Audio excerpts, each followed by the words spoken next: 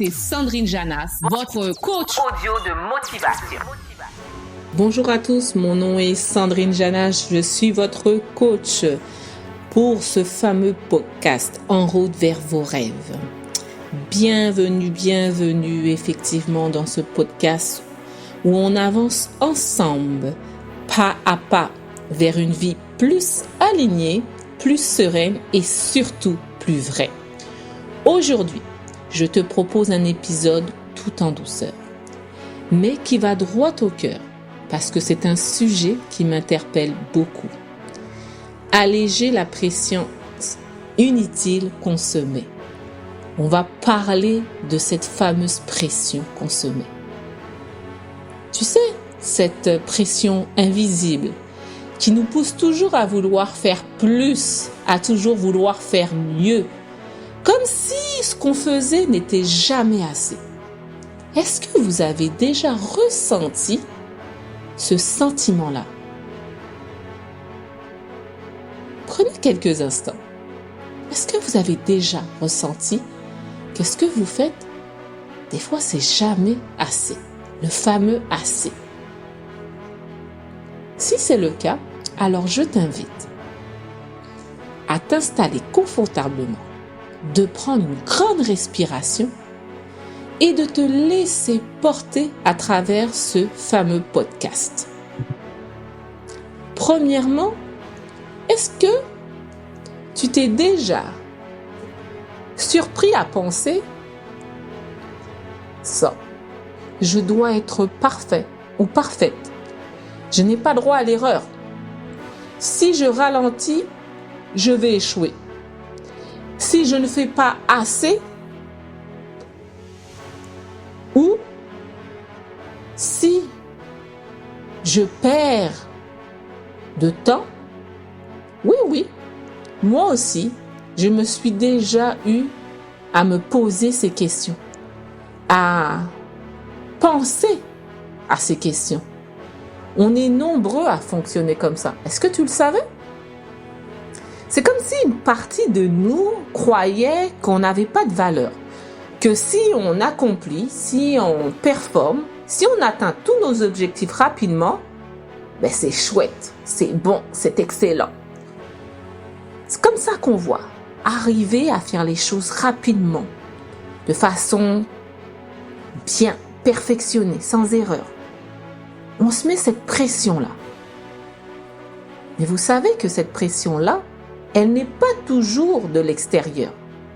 Bien souvent, la plupart du temps, c'est nous-mêmes qui la générons. Nous nous mettons des attentes avec des standards inatteignables. On se crée ces fameux standards inatteignables. Et surtout, ce qu'on fait, on se compare. On veut trop aller vite. Trop bien faire les choses. Et au lieu que cette façon de faire et d'être nous motive, qu'est-ce que ça fait? Qu'est-ce que vous en pensez? Ça nous épuise. Voici la problématique. Et le fait que ça nous épuise, cette pression-là, on l'intègre dans notre façon d'être et elle devient inutile parce qu'elle se glisse partout dans notre environnement de vie, autant personnel que professionnel. Et ce que ça arrive, ça nous amène du stress. Et encore, au fur et à mesure du temps, ce stress-là va être alimenté par des doutes. On va commencer à générer de la culpabilité quand on prend une pause. Et pourtant, la pause est bénéfique. Notre cerveau a besoin de pause, de régénérer. Que ce soit un arrêt pour aller prendre une santé, d'hygiène, pour aller se prendre un petit thé, aller marcher, ces fameuses pauses de bien-être, est nécessaire. Mais lorsqu'on le fait, on se sent coupable de le faire. Et ça nous empêche de savourer, en fait, le chemin qu'on est en train de construire à travers ce projet-là. On devient de plus en plus dur avec nous-mêmes. On devient exigeant. On devient critique. Est-ce que ça vous parle? Moi, j'ai fait cette réflexion-là et je me suis retrouvée à travers ces mots que je me sentais effectivement plus dure avec moi-même, exigeante, critique, jamais satisfaite, besoin de terminer les choses rapidement. Mais pourquoi? Pourquoi je me mettais cette épée de Damoclès sur ma tête de terminer les choses rapidement? Même quand on fait de notre mieux, on n'est pas satisfait. Et petit à petit, sans même se rendre compte, ce qui arrive, on perd cette joie-là. Cette joie de motivation au début qui était présente quand on a commencé le projet. Ce sentiment de raison, de légitimité de faire ce projet-là, on perd le sens. On se déconnecte.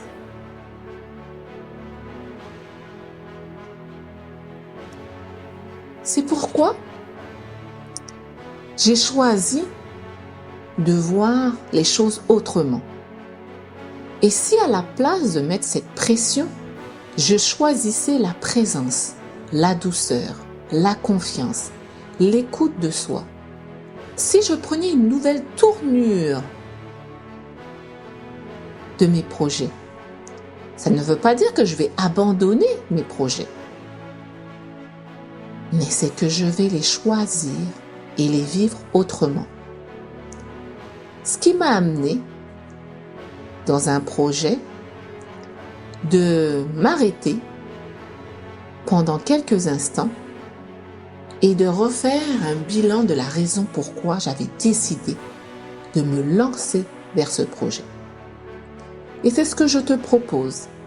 Si tu sens que actuellement tu vis une pression qui te demande d'être exigeant, critique, dur avec toi-même et avoir un sentiment de culpabilité lorsque tu prends des pauses, je te propose simplement d'arrêter de croire que tu dois absolument te faire violence pour atteindre tes objectifs. Tu as le droit, toi, regarde-toi devant la glace, toi, tu as le droit de viser haut sans t'écraser. Tu as le droit d'être ambitieux, ambitieuse, doux ou douce avec toi-même. Et je te confirme que tu peux avancer avec rigueur, mais sans rigidité. Ce n'est pas la pression qui te mènera plus loin. Vraiment pas. Vraiment pas.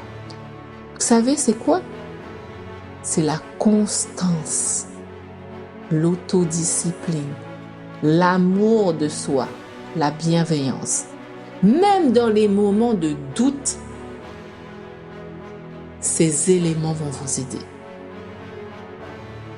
Alors, je te propose de faire une pause ensemble. Une courte pause, là, maintenant. De fermer les yeux, si tu peux. Pose une main sur ton cœur. Et respire profondément. Inspire par le nez. Expire par la bouche. Encore une fois, doucement. Inspire. Expire. Doucement.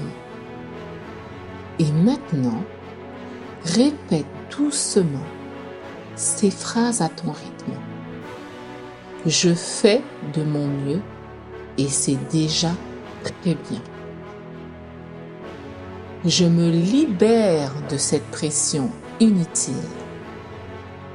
Je suis en chemin et j'ai le droit d'avancer à mon rythme.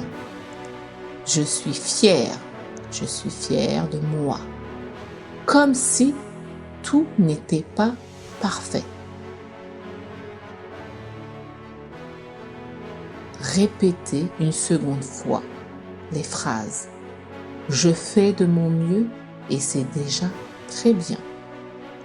Je me libère de cette pression inutile. Je suis en chemin et j'ai le droit d'avancer à mon rythme. Je suis fière de moi, surtout si tout n'est pas parfait. Maintenant que tu as compris que se mettre de la pression n'est pas nécessaire, je te propose de te partager quelques pistes concrètes. Tu veux alléger cette pression au quotidien? Une des actions ou de pistes que tu peux explorer, c'est de répéter les phrases que nous venons de dire ensemble. Deuxième élément que je te propose, à chaque petit pas, même les micro-progrès que tu effectues, apprends à célébrer tes petites victoires. Simple mais puissant, remplace le « je dois » étudier, je dois terminer cette tâche. Choisis plus le mot je choisis. Dans cette façon de faire et d'être, cela démontre que tu reprends ton pouvoir personnel. Tu choisis et non tu dois. Accorde-toi des pauses sans culpabilité. Ton corps, ton cœur et ton esprit ont besoin de respirer, de se sentir allégé et non lourd. Sois ton propre soutien. Parle-toi comme tu parlerais à ton meilleur ami ou à ta meilleure amie. Et un des éléments puissants et à faire le plus régulièrement possible, c'est de visualiser ton succès, mais accepte ton rythme. La constance vaut plus que la vitesse.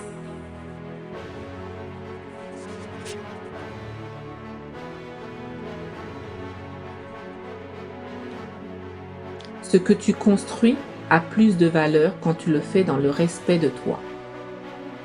La pression inutile ne t'aide pas.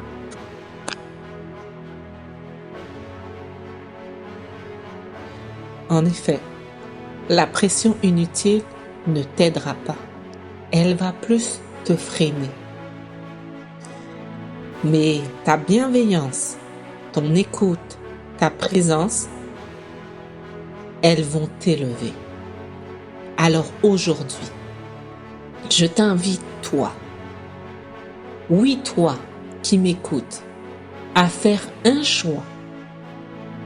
Moins de pression, plus de douceur et toujours un pas de plus vers tes rêves.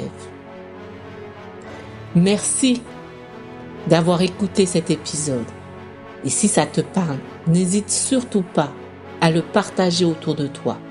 Tu peux aussi me laisser un commentaire ou un petit mot. J'adore te lire.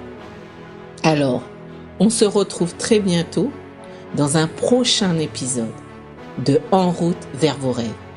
Et d'ici là, rappelle-toi, tu es assez, tu avances et c'est déjà magnifique. C'était Sandrine Janas, votre coach de motivation.